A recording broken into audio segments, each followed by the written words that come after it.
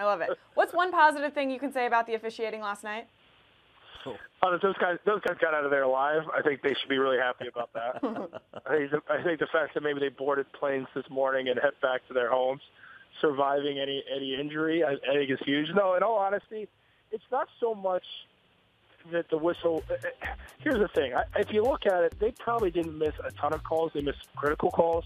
It's just the volume of whistles that we heard last night. I think that became disruptive to the performance. I don't think one call shifted it one way or the other. Kennedy Meeks being out of bounds. Sure, that makes for good fodder. Zach Collins fouling out 14 minutes, the fifth foul being a phantom foul, makes for good fodder. But ultimately what bothered me about the officiating is it disrupted the rhythm for both teams. And I think fans and the players got cheated out of an exciting 40-minute game. And we've been so spoiled with the punctuation games in all sports being so incredible this last calendar year. So we're probably due for a clunker. It's just unfortunate. It was credited, a lot of it to me, in my opinion, to these officials disrupting the flow of these athletes. No, I agree with you, and especially when you had that flagrant foul called on Karnowski, which was ridiculous, I thought, and then you had also Kennedy Meeks. His hand was clearly out of bounds on the jump ball, and everyone, when everyone at home can see it, but the referee who's standing right there doesn't see it or doesn't call it, I just don't get that.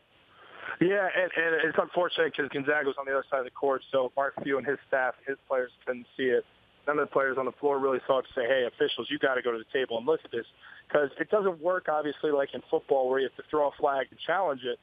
It's just if nobody in the place recognizes that he's out of bounds, there's no reason to go look at it at the scores table. So nobody was ever tipped off to say, hey, guys, you got to go take a look at this. He was out of bounds. And the fact that that didn't happen, I was totally stunned when that ball got inbounded from Carolina and there was no stoppage play. Just shocked. And that you can put it on the officials, but you also got to put it on everyone on the floor to never grab the official and say, go look at that. He's out of bounds. Not one player on the floor even did that. Well, I wouldn't mind, actually, if they didn't do something like a college football where you, in certain moments, maybe after inside of 2 minutes or so, buzz down, have somebody monitor it and buzz over to the referees and say, hey, wait, there's a play here.